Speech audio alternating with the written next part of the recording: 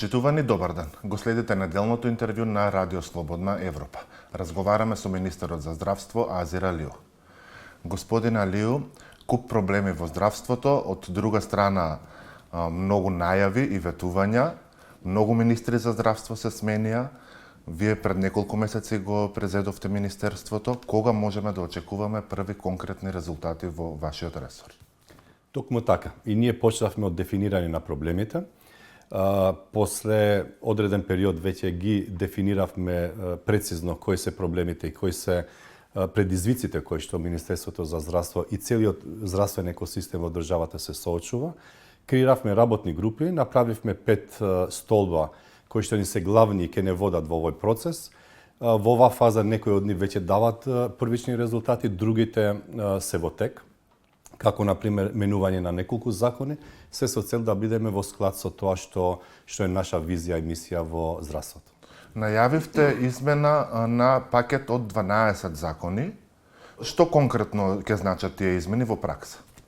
Знаете, за да вие правите промени во една институција, особено во институција како што е здравство, значи со многу предизвици, голема институција од човечка гледна точка и од инфраструктура и од услуги, вие мора да ги усогласите и законските нормативи се со цел да може да имплементират.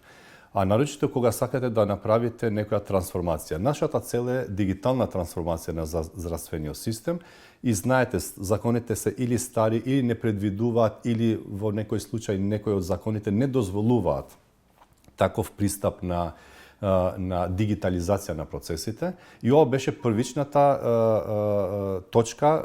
Почнавме да размислиме кои од законите треба да се менуваат. Испадна дека 12 од нив треба да се менуваат и за синхронизација помеѓу нив и за да не дозволат дигитализација на процесите. И на крај исто така работните групи рекоа дека ќе треба плюс дополнителни 2 нови закони да направиме се со цел да се какви се да тие се нови окружи тој правен, ајде да кажеме, вакуум во државата, во здравствениот систем. Најавивте реформа и на мој термин. Пациентите, лекарите реагираат дека системот често паѓа, бараат електронски упати, електронски рецепти. Што конкретно ќе реформирате во мој термин? Токму така, значи таа инфраструктура, прво од хардверска гледна точка е застарена инфраструктура и таа интероперабилност помеѓу таа инфраструктура и институциите кои што ја хранат со податоци, исто така во моментот е несоодветна за таков тип на податоци кои што се генерираат. Затоа првиот чекор во тој правец беше од хардверска гледна точка инфраструктурата да се подобри и да имаме минимум инфраструктура која што нема да се кочи и тој флоу на податоци ќе биде во реално време пренесен од една во друга точка. Понатаму втората фаза беше процесите кои што можеме да ги дигитализираме во оваа фаза, додека не се менуваат тие закони, да почнеме одма да работиме и ние веќе неколку нови компоненти се ставени внатре, како што е компонентата за апликација на нови лекови за да влезат во позитивната листа, веќе таа е жива, активна и веќе функционална. Исто така имавме апликации кои што се поврзуваат помеѓу различни институции кои што досега не беше случај. И ценам дека полека, значи секоја компонента која што во моментот може да ја работиме веќе, имаме групи што работат, тие компоненти што се поврзани со некои од законите, ќе мора за жал да чекаме измена на закони понатаму. Например, ете ги споменавме електронскиот рецепт или електронскиот упат. Кога може да профункционира? Тој е при крај, заедно со фондот го работиме, знаете дека се поврзани, рецептот е поврзан со финансиски процедури и процеси, така да има некои процедури кои што административно барат малце подолг период, се со цел да се менуваат или подзаконски акти или некои протоколи на тој процес за да може да се дигитализираат. Проблем е и немањето термини, посебно кои одредени специјалисти.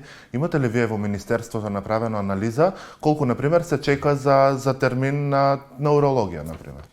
Ние работиме на две насоки во овој дел. Првото е да се мапираат сите здравствени институции кои што нудат таков тип на здравствена услуга и за да може да се дисперзираат тие здравствени услуги на ниво на државата. За жал, некако стана како дел од нормалното секој пациент да заврши на крај на клинички центар Мајка Тереза, со тоа што сега во моментот 70% на пациентите здравствените услуги ги црпат од клиничкиот центар Мајка Тереза, а тие 70% би било според протоколите на здравствените протоколи да се сервисираат на секундарно или на примарно здравство. И во оваа фаза правиме дисперзија на експертизата. Што правиме поточно?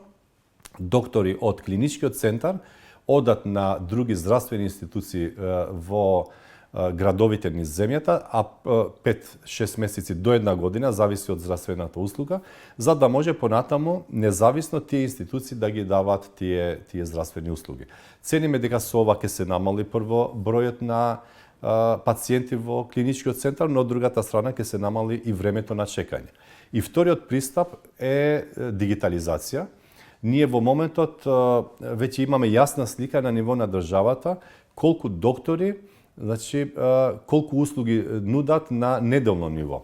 Така да и на ниво на институција, здравствена институција, веќе може да се оптимизираат здравствените работници да работат максимално во текот на работниот ден. За жал, не беше случај. Имавме доктори кои што работат многу малце во текот на работниот ден или доктори кои што се пребукирани во текот на работниот ден, што за здравствените услуги на ниво на Министерството не е добро, бидејќи еве се случува пациент кој што сака да се лекува кај одредено име и презиме доктор, он ќе треба да чека 3 месеци, 5 месеци и така натаму, а друг пациент кој што не бира кај да земе здравствена услуга, може да се обслужи побрзо. И сакаме да се оптимизира и на ниво на човечки капацитет. Вкупно 509 лекари има помалку годинава во споредба со лани, според лиценците на лекарската комора. Најавивте дека со Министерството за образование ќе правите анализа и ќе правите стратегија за понатамошно образување на кадри. Во меѓувреме како ад хок решение најдовте, подпишавте договори со приватните клиники за да работат во јавното здравство лекари од таму. Дали веќе почна да работат лекари од приватните клиники во јавното здравство? Знаете, здравствените услуги не чекаат во здравството и ние мора паралелно да работиме на краткорочни решенија, значи за да нудиме услуги за нашите граѓани.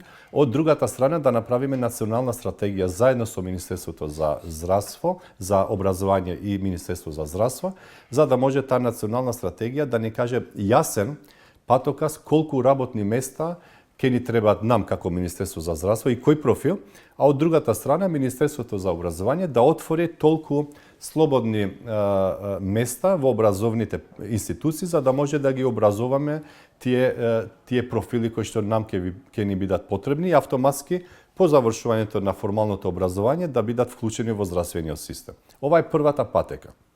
Втората патека, знаете дека доктор не може да се креира профил на доктор за една година, тој мора за 6 плюс специализација, субспециализација, значи вам ви треба како институција 10 години за да може профил да генерирате на соодветно здравствено слободно место. Така да таа патека ќе не води кон креирање на програмирање на здравствени работници, краткорочната ќе не води кон давање на услуги со надворешни капацитети. Еден од капацитетите што реално ги имаме како држава се приватните здравствени институции, но тука не застанавме преку ПАКС системот и преку телемедицина, сакаме и нашите здравствени капацитети што ги имаме и надвор од државата да може да ги вклучиме индиректно да нудат здравствени услуги за нашата земја. Почна ли сепак доктори од приватните клиники? Да, почна. Значи имаме неколку универзитетски клиники кои што соработуваат со две досега приватни здравствени институции. Нивните доктори, експерти доаѓаат и работат заедно со јавните здравствени институции. Проблемите на онкологија по скандалот што избувна на таа клиника не се решија, има недостаток на терапија, недостаток на онколози. Например, зошто не функционира оделението во 8 септември? Точно дека нема онколози, недостаток на лекови не би кажал дека нема. Значи имаме само одреден лек кој што можеби за краток временски период не е достапен, кога зборам за краток може да е една недела, максимум 2, заради нели набавувачите или производителот ако касне. И тука исто така размислуваме законска регулатива која што ќе ни дава поголема флексибилност. Да, ја најавивте во однос на набавките, кога може да се очекува да... Па веќе работните групи работат, знаете, тие се експерти, правници, заедно со коморите, трите комори исто така се вклучени, заедно со експертите доктори, и ценам дека кога ќе бидат завршени, ние имавме една јавна дебата за тие закони, ќе имаме уште една и после ќе може процедурите да почнат. Додека за услугите во онкологија, онколошките услуги, ние ги дисперзираме веќе и работиме интензивно. Јас вчера бев во Битола да ги видам процесите за онкологија. Таму сме реално инфраструктурно најспремни за да може сите онколошки здравствени услуги да се дисперзират во Битола. 8 септември исто така ќе почне со амбулантската терапија и првиот чекор, вториот чекор ќе биде нормално и процедурите кои што барат поголема инфраструктура и поголема... Кога конкретно? Па јас, да бидам искрен, за 8 септември очекував дека побрзо ќе оди работата. Знаете, административно од наша страна имавме инспектори кои што отидоа и направија извештај. Вториот извештај имаше побарување од инфраструктурна гледна точка. Се надевам дека после вториот извештај ќе може да се отвори амбулантата во 8 септември. Очекувам да биде тоа недела 2. Не очекувам подолго од толку. Исто така се работи и во Тетово, знаете, и во Штип. Штип ни е подалеку за онколошките терапии, бидејќи се уште не сме спремни, додека Тетово исто така некои од процедурите се нудат таму. Веќе колегите заедно со Универзитетската клиника разговарат за да може таа палета на здравствени услуги од онкологија да се прошири таму. Докаде е испитувањето на сомнителните кардиолошки случаи со операциите во приватните болници? Тоа е многу сензитивно прашање за две работи. Прво, сакаме нашите граѓани да веруваат во здравствениот систем и секое пренесување на информација во јавноста без завршување на сите предмети не би сакале да се случи. И тоа нарочито не од министер за здравство, тоа ќе треба да биде од експертите, бидејќи тие ги работат тие имаат активности и ги анализираат сите процедури и од административна гледна точка и од клиничка гледна точка. Остана од 30 вкупно, мислам дека уште 7. При крај сме со тоа. Таа е првата фаза. Знаете дека втората фаза е заедно таа експертска група локална кај нас, да работи заедно со тројца експерти надворешни од Австрија, Словенија и од Италија, и за да може конечниот извештај да се претвори во акцијски план во Министерството за здравство, се со цел да не се случуваат вакви еве да кажеме процеси во иднина. Со договорот со Обединетото кралство, ако не се лажам, ќе се градат болниците, ќе се доградуваат болниците во Штип, во Кичево и во Тетово. Се најавуваше дека после изборите ќе се објави јавен повик за финансиските институции. Кога ќе го објавите повикот? И дали евентуално со договорот со Обединетото кралство се планира и изградба на нов клинички центар? 205 милиони евра од првата фаза од таа програма, која што во тие институции кои што вие ги спомнавте, ќе се градат нови згради и ќе се обновуваат постоечките, се со цел да имаме соодветна инфраструктура во Штип, во Тетово и во Кичево. Во Кичево од почеток ќе имаме нова зграда, веќе постоечката базичните инфраструктурни побарување индикатори не ги задоволува. Во Тетово исто така ќе имаме нови згради и целиот кампус ќе биде реновиран, и во Штип исто така нова зграда за факултетот и организација на постоечките објекти за да бидат соодветни за таа здравствена дејност. Ова е само првата фаза. Втората фаза ќе биде анализа на сите други регионални здравствени институции, бидејќи целта и мисијата и визијата на Министерството е дисперзија на здравствените услуги, и регионализација на институции. Значи да можеме во региони да имаме институции кои што ќе нудат здравствени услуги за тој регион. Ќе се направи соодветна анализа, веќе се прави мапирање на инфраструктура и на човечки капацитети, за да може после да ги централизираме на тие региони, тие здравствени институции. Тука спаѓа во оваа фаза и клиничкиот центар, значи во моментот се размислува помеѓу постоечкиот клинички центар, значи инфраструктурно и други можности. Една од нив е градење на потполно нов клинички центар во нова географска положба. И третиот момент е 8 септември, значи да се гради таму комплекс, каде што ќе се префали целиот клинички центар како таков на 8 септември. Но сепак ова е многу рана фаза. Експертите ќе треба на крајот на денот да ни кажат и од инфраструктурна гледна точка и од флексибилноста и креирањето на соодветни процеси кои што се поврзуваат помеѓу административниот дел, клиничкиот дел и академскиот дел. Знаете дека клиничкиот центар е исто така блиску поврзан со факултетот заради тој ресерч ориентиран момент, така да сме предпазливи кога ќе се креира новиот клинички центар да не трпи ни една од овие три гранки. Премиерот рече дека локацијата на 8 септември е одлична. Вие што сметате дека е најдобро решение? Едно од решенијата што ги гледаме 8 септември, на крајот работната група и експертите ќе ценат и пристапот и инфраструктурата, но исто така и финансискиот момент, дали 8 септември останува крајна дестинација за клинички центар. Ние сме отворени, ќе ги слушнаме експертите и нивното мислење. Како што завршија локалните избори, сега поактуелна е темата за реконструкција на владата. Дали очекувате вие да бидете опфатени со идната реконструкција?